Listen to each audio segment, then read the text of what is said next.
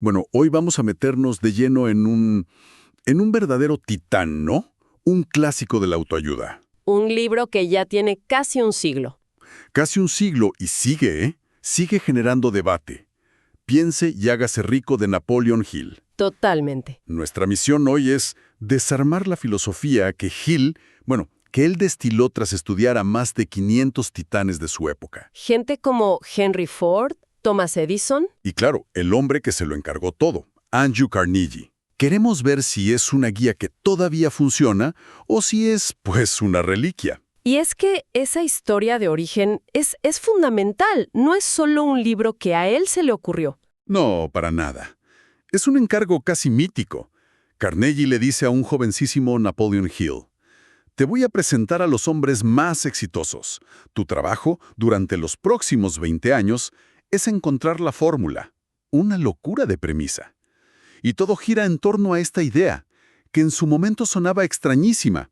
Hoy quizá no tanto. Los pensamientos son cosas. Exacto.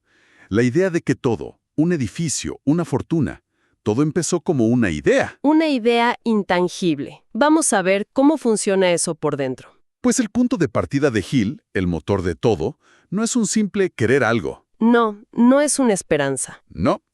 Él lo llama un deseo ardiente, o sea, una obsesión que lo consume todo.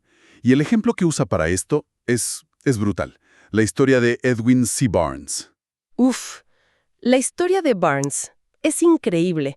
Estamos hablando de un tipo sin dinero, sin un solo contacto. Nada, que un día decide que su único objetivo en la vida es ser socio de negocios de Thomas Edison. De Edison, o sea, el inventor más famoso del mundo en ese momento. Y fíjate en el matiz.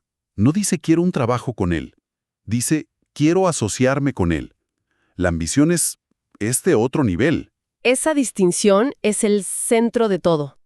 No era un deseo vago, era específico y, sí, casi delirante. Y para lograrlo, ¿qué hace? Se mete de polizón en un tren de carga. Exacto, para viajar cientos de kilómetros hasta Nueva Jersey. Llega a la oficina de Edison hecho un desastre, con pinta de vagabundo. Hoy no pasaría de la recepción. Imposible. Pero Hill cuenta que Edison vio algo en su mirada. Una determinación tan absoluta que le dijo, ok, te doy una oportunidad. Y aquí es donde la historia podría haber terminado mal. Claro, porque no le ofreció a la sociedad, ni mucho menos. Ni un buen puesto. Le dio un trabajo de lo más bajo en sus oficinas, por un sueldo mínimo.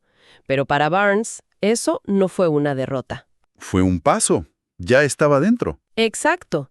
Era una victoria táctica. Su futuro socio, como él lo veía, ya podía observarlo. Estaba jugando a largo plazo. Ahí es donde el 99% de la gente se habría rendido. Habrían dicho, bueno, lo intenté. Sin duda. Pero Barnes se quedó. Meses, que se convirtieron en años, haciendo un trabajo que no quería, esperando. Su deseo no bajó, al contrario. Se hizo más fuerte con la espera. Y la oportunidad llegó, pero de la forma más rara. Edison inventa una máquina, el Ediphone. Una máquina de dictado, ¿verdad? Sí, y sus propios vendedores la odiaban. Decían que era invendible, que nadie la quería. Y ahí es cuando Barnes levanta la mano. Él, que ha estado observando todo desde su humilde puesto, ve la oportunidad que nadie más ve. Se acerca a Edison y le dice, yo puedo venderla. Y vaya que sí la vendió. No solo la vende con tanto éxito que Edison le da un contrato exclusivo para todo el país. Y el lema se convirtió en hecho por Edison e instalado por Barnes. Ahí está, se convirtió en el socio que siempre supo que sería. Es una filosofía de todo o nada. Totalmente. Pero uno se pregunta, ¿y las historias que no leemos? Los que quemaron sus naves y se ahogaron. Claro, es una buena pregunta. Hill está construyendo un modelo a partir de los que ganaron. La analogía que usa es la del guerrero que llega a la costa enemiga. Y quema sus propios barcos. Exacto. La retirada deja de ser una opción. O ganas o pereces. Barnes se puso a sí mismo en esa situación mental. No había plan B. Era Edison o nada. Ese es el estado mental que Hill considera el requisito número 1, indispensable. Ok, entiendo la mentalidad. Es una obsesión enfocada. Pero para mucha gente esto sigue sonando un poco a, no sé, a pensamiento mágico. A la ley de la atracción, sí. Exacto. ¿Cómo lo aterriza Hill para que sea algo práctico? Pues ahí es donde se pone muy interesante, porque no se queda en la anécdota. Propone un método, un algoritmo práctico de 6 pasos. A ver, desglosemos esa receta. Fija la cantidad exacta de dinero que deseas. No vale decir, quiero mucho dinero. Tiene que ser un número. Un número. Una meta vaga produce resultados vagos. Segundo, determina exactamente qué vas a dar a cambio. Claro, no existe el algo por nada. En eso es inflexible. Tu tiempo, tu idea, tu servicio, lo que sea. Tiene lógica, es como un contrato contigo mismo. ¿Qué más? Establece una fecha límite. Un día, mes y año. Sin una fecha, un objetivo es solo un sueño. Ok. Crea un plan definido y empieza a ejecutarlo ya, inmediatamente. Y esta parte es clave. Estés listo o no. No esperar las condiciones perfectas. Entiendo. Esos primeros 4 son básicamente un plan de negocios personal. Muy riguroso. Pero los 2 últimos, Sí, los 2 últimos son los que suenan más particulares. ajá, Escribe todo lo anterior en una declaración. Clara, concisa. La cantidad, la fecha, el plan, todo. y el sexto. Lee esa declaración en voz alta. 2 veces al día, al despertar y antes de dormir. Y mientras la lees, y esto es lo más importante, ¿Qué? tienes que verte, sentirte y creerte ya en posesión de ese dinero. Y ahí es donde a muchos nos hace cortocircuito. ¿Cómo puedes creer en algo que, objetivamente, es falso? ¿No te estás engañando? Es que lo que Hill está haciendo, sin llamarlo así, es crear un ritual de compromiso. Es psicología conductual pura. Un hackeo mental. Exacto. Al forzarte a escribirlo y repetirlo con emoción, está intentando crear nuevas vías neuronales. Él insiste en que las palabras solas, sin la emoción de la fe, no sirven para nada. O sea, la repetición no es para convencer al universo, No, es para convencerte a ti mismo. A un nivel tan profundo que tus acciones empiezan a alinearse con esa creencia sin que te des cuenta. precisamente. El objetivo es saturar la mente con el deseo hasta que el subconsciente lo acepte como una realidad inevitable. Es como programar tu propio sistema para detectar oportunidades. Ok, tengo mi deseo ardiente, tengo mi plan de 6 pasos en la mesita de noche, suena bien. Pero, ¿qué pasa cuando la vida real te golpea y el plan se va al traste? Esa es la siguiente pieza del rompecabezas, la persistencia. Claro, Hill dice que la falta de persistencia es la causa número 1 del fracaso. Y para ilustrarlo, cuenta otra historia, casi más dolorosa que la de Barnes La de Are You Darby. y la mina de oro. Uf, la famosa historia de A 3 pies del oro. Es brutal. Darby y su tío se contagian de la fiebre del oro. Se van a Colorado y ¡bingo! Encuentran una beta. Y no una beta cualquiera. No, las primeras muestras confirman que es una de las minas más ricas de la zona. Así que hipotecan todo, compran maquinaria y empiezan a cavar. Y de repente, Se acaba. la beta desaparece. Se esfuma. Siguen perforando a ciegas, desesperados. Gastando lo poco que les queda. Pero nada. La beta se ha ido. Y hacen lo que cualquiera de nosotros haría. Se rinden. Y ahí viene el giro que te revuelve el estómago. Venden toda la maquinaria por unos pocos cientos de dólares a un chatarrero local, solo para poder volver a casa. Y el chatarrero, El chatarrero, que es más listo.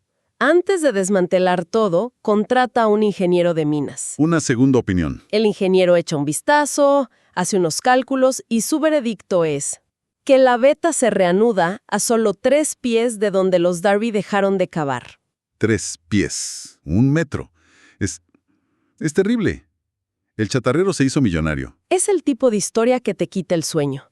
Pero lo interesante no es solo eso, es lo que Darby hizo después. Esa es la lección real, ¿no? Claro, Darby podría haberse amargado de por vida. En cambio, interiorizó la lección. Se dedicó a vender seguros de vida y cada vez que un cliente le decía no, Se acordaba de la mina. Se repetía a sí mismo. Me detuve a 3 pies del oro, pero nunca más me detendré solo porque alguien me diga no. Y fíjate cómo cierra el círculo. El fracaso no destruyó su deseo, lo refinó. Transformó su deseo de oro literal en un deseo de éxito y se convirtió en un vendedor estrella. para Hill, la derrota temporal no es un fracaso permanente, es una señal, es un dato. Te dice que el plan está mal. Que tu plan es defectuoso y necesitas uno nuevo. Él describe el fracaso como un embustero que le encanta hacer tropezar a la gente justo cuando la meta está al alcance. Y la persistencia es el único antídoto. El único. Todo esto es fascinante en el contexto de negocios, de dinero. Pero quizá el ejemplo más poderoso de todo el libro es cuando Hill aplica estos principios a algo mucho más personal. La historia de su propio hijo, Blair. Exacto. Ahí la filosofía se pone a prueba de verdad. Sí, porque Blair nació sin orejas. O sea, sin ninguna señal física de ellas. Los médicos fueron tajantes. Le dijeron que sería sordo y mudo de por vida. Un diagnóstico devastador. La mayoría de los padres, con el corazón roto, aceptarían esa realidad. Pero Hill, aplicando su propia filosofía, se negó. Tomó una decisión en su propia mente. Su hijo oiría y hablaría, no como una esperanza, sino como un hecho. Y lo que hizo fue increíble. Empezó un programa, digamos, de autosugestión con el niño. Cada noche le contaba cuentos. Cuentos diseñados para eso. Exacto. Diseñados para inculcarle la idea de que su aflicción no era una desventaja, sino que se convertiría en su mayor activo. Le estaba transmitiendo su fe directamente al subconsciente del niño. Y entonces descubren algo. Se dan cuenta de que el niño, si muerde el borde de un fonógrafo, puede oír la música a través de la vibración de sus huesos. Descubre el principio de la conducción ósea del sonido. Y bueno, pasan los años, el padre sigue con su convicción, el hijo crece creyendo en ella, y ya en la universidad prueban un nuevo audífono eléctrico. Y ocurre el milagro. El aparato funciona. Por primera vez en su vida, Blair puede oír casi a la perfección. La fe y la persistencia de su padre, mantenidas durante 20 años, se materializan. Pero la historia no acaba ahí, que es lo más increíble. Tal como su padre le había profetizado, Su condición se convirtió en su mayor activo. dedicó el resto de su vida a trabajar para esa empresa de audífonos, ayudando a millones de personas. El deseo de su padre no solo le dio un sentido del oído, sino un propósito de vida. Este caso es la demostración definitiva de toda la filosofía. Tienes el deseo ardiente de Hill, la fe inquebrantable, la autosugestión con las historias, la persistencia durante décadas. Todo en un solo ejemplo. Demuestra que estos principios, según Hill, no son solo para hacer dinero, son para moldear la realidad.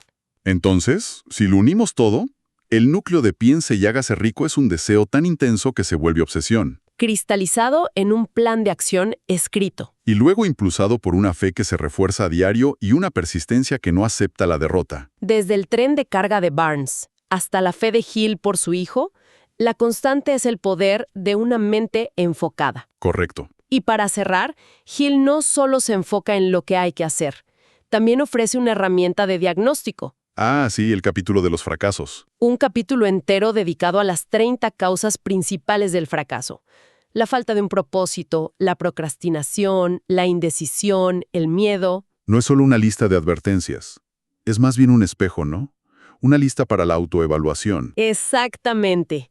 Y eso nos lleva a la pregunta final, a la que esta exploración realmente nos deja. Que no es tanto si la filosofía funciona o no, ¿No? sino qué barreras internas que muy probablemente están descritas en esa lista de 30 impiden que una persona la aplique. Lo que nos deja con una idea para reflexionar.